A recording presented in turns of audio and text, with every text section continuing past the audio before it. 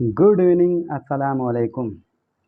तो आज हम जिस टॉपिक पर रिएक्शन बनाने जा रहे हैं, अल्लाह ताला ने खुद उसकी हिफाजत करने को बताया गया है।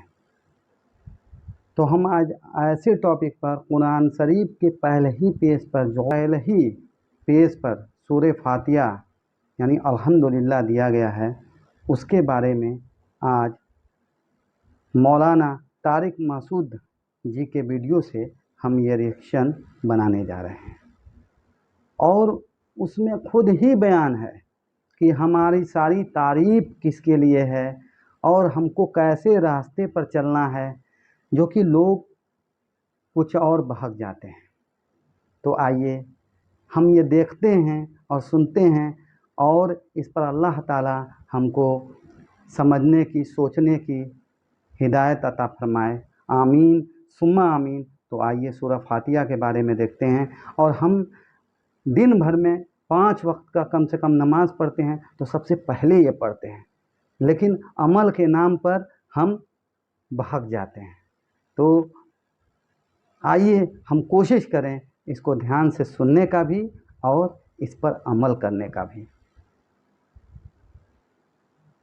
मेरा अल्लाह कहता है कि मेरा बंदा, मैं तेरी माँ से 70 गुना का मतलब सद्दा 70 नहीं होता, ला महदूद दर्जे मेरा प्यार है। फिर तसल्ली नहीं होती, अल्लाह तू कुरान तो भेज रहा है, पता नहीं हम अमल कर सकेंगे कि नहीं कर सकेंगे। तो फिर अल्लाह कहता है अर्रहमान अर्रहीम। क्यों डर गए हो? क्यों कुरान के मुताबिक दुकान नहीं चलाते, ज़िंदगी नहीं गुजारते, जॉब नहीं करते, ज़राअत नहीं करते, तिजारत नहीं करते, शादी नहीं करते, सारी चीज़ों को बिना लें, तो क्यों डरते हो? रब्बिल आलमीन पहली गारंटी, अर्रहमान अर्रहीम पहले बिस्मिल्लाह से। फिर दूसरी गारंटी अल्लाह, कि मैं अल्लाह हूँ, नफ़े नुकसान का मालिक हूँ। फिर रब्बुल आलमीन, तुम पर मेहरबान हूँ, तुम्हारा पालने वाला हूँ। फिर अर्रहमान अर्रहीम की दोबारा तकरार है। क्यों डरते हो? रहमान भी हूँ, रहीम भी हूँ। अब अल्लाह ने जज़ा सज़ा का भी एक रखा है ना, कि बहुत से लोग हैं जो मोहब्बत की बात जितनी भी करो वो उल्टा ही सोचते हैं, तो उसको धमकाने के लिए मालिक यौमिद्दीन। फिर ये भी याद रखना कि मेरे पास जज़ा सज़ा का भी निज़ाम है। इसको अल्लाह ताला इतने खूबसूरत अंदाज में बयान करता है कि हम तो चूँकि अरब नहीं है, लेकिन अरबी कुछ पढ़ी थोड़ी बहुत, अल्लाह ने उसका ज़ौक़ भी दिया। तो अभी सारी बात हो रही कि वो ऐसा है, वो ऐसा है, वो ऐसा है, लेकिन आगे है इय्याका नअबुदु व इय्याका नस्तईन। अल्लाह तेरी ही बंदगी करते हैं, तुझी से मदद मांगते हैं। तो एकदम जैसे अल्लाह सामने आ गया हो, अल्हम्दुलिल्लाह रब्बिल आलमीन अर्रहमान अर्रहीम। इन अल्फाज ने इस तरह कर दिया जैसे अल्लाह मेरे सामने आ गया है, जैसे का अन्ना का तरा हो, जैसे अल्लाह मेरे सामने आ गया तो मैं कहता हूँ इय्याका नअबुद, या अल्लाह मैं तो तेरी ही बंदगी करता हूँ, व इय्याका नस्तईन, या अल्लाह मैं सिर्फ तुझे पुकारता हूँ मदद के लिए, मैं किसी और को नहीं पुकारता। मेरे नबी ने हज़रत अब्दुल्लाह बिन अब्बास से फरमाया वइज़ा सअल्त फस्अलिल्लाह वइज़ा इस्तअनत फस्तइन बिल्लाह, कि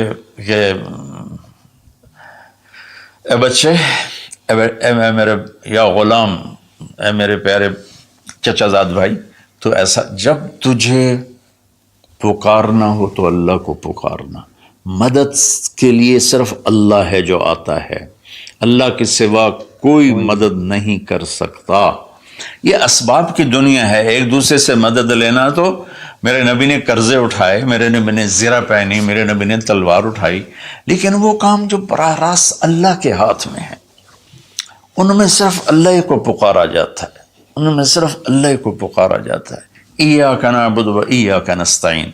उलमा फरमाते हैं सारी आसमानी किताबों का खुलासा कुरान है, और कुरान का खुलासा सूरत फातिहा है, और सूरत फातिहा का खुलासा इय्याका नअबुदु व इय्याका नस्तईन है। ए मेरे अल्लाह, या अल्लाह, ये सिर्फ अल्लाह के साथ है और किसी के साथ नहीं है। तो फिर अल्लाह तबारक व तआला, चूँकि मैंने पहले शुरू में कहा था कि हम ज़िंदगी गुजारने का तरीक़ा नहीं जानते, تو اللہ نے ہم سے یہ دعا ہم پہ فرض کر دی کہ تم نے یہ مانگنا ہے، جو کہ تم اندھے ہو، جاہل ہو، کہو اہدنا۔ کتنی ضروری ہے۔ اللہ کہتا ہے روٹی مانگو، پانی مانگو، بیوی مانگو، بچے مانگو، جی کپڑے مانگو، زمین مانگو، جائیداد مانگو، صحت مانگو، عزت مانگو، سب کچھ مانگو، لیکن ایک چیز اللہ نے فرض کر دی کہ میرے بندے اگر تو ہدایت کے بغیر مر گیا تو برباد ہو جائے گا، لہذا تم پہ واجب کرتا ہوں، فرض کرتا ہوں کہ اہدنا الصراط المستقیم۔ اہدنا پہلے میں بتا چکا ہوں کہ خدا یا اللہ وہ چٹان دکھا دے جس کو دیکھ کر میری زندگی کی راہیں صحیح جگہ تک مجھے پہنچائیں۔ خدا عرب اس کو سن کے ہل گئے تھے کہ وہ محاورہ سمجھتے تھے، ہم محاورہ نہیں سمجھتے، لیکن عرب کیوں ہل گئے تھے؟ کہتے کیا کمال ہے یار، یہ کیا آدمی کہاں سے بولتا ہے، کیا بولتا ہے۔ وہ تو ابو جہل سے پوچھا اخنس ابن شریک نے، سچ سچ بتا محمد جھوٹے ہیں کہ سچے ہیں؟ کہنے لگا اللہ کی قسم سچے ہیں، پر نہیں مانوں گا، میں بنو ہاشم سے مقابلہ کروں گا، نہیں مانوں گا، سچے ہیں۔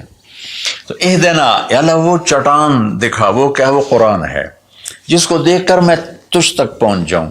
صراط سیدھے راستے کو کہتے ہیں، صراط جس پر کسی قسم کا کوئی کھڈا نہ ہو، جیسے موٹر وے۔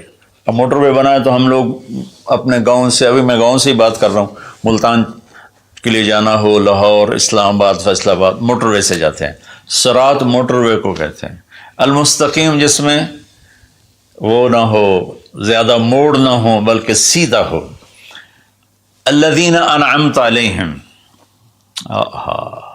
نعم اس بوٹی کو کہتے ہیں جو سردی گرمی میں خشک نہیں ہوتی، سدا بہار سرسبز ہوتی ہے۔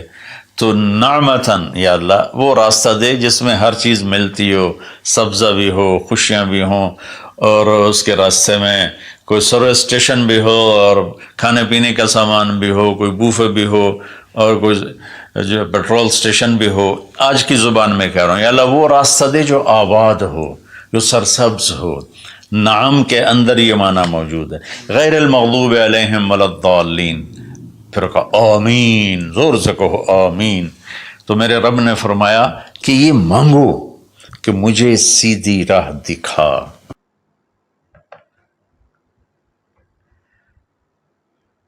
اللہ بارک تعالیٰ نے کتنی اچھے سے یہ ہم کو بتا دیا ہے کہ سیدھی راستہ کیا ہے اور ہم کو کیا کرنا ہے، کس کے آگے ہاتھ پھیلانا ہے، کس کے آگے مانگنا ہے، لیکن اس کے باوجود ہم غلط طریقہ اختیار کر لیتے ہیں۔ تو اللہ بارک تعالیٰ ہم لوگوں کو توفیق عطا فرمائے اور یہ سمجھنے کی، سوچنے کی دماغ دے۔ آمین ثم آمین۔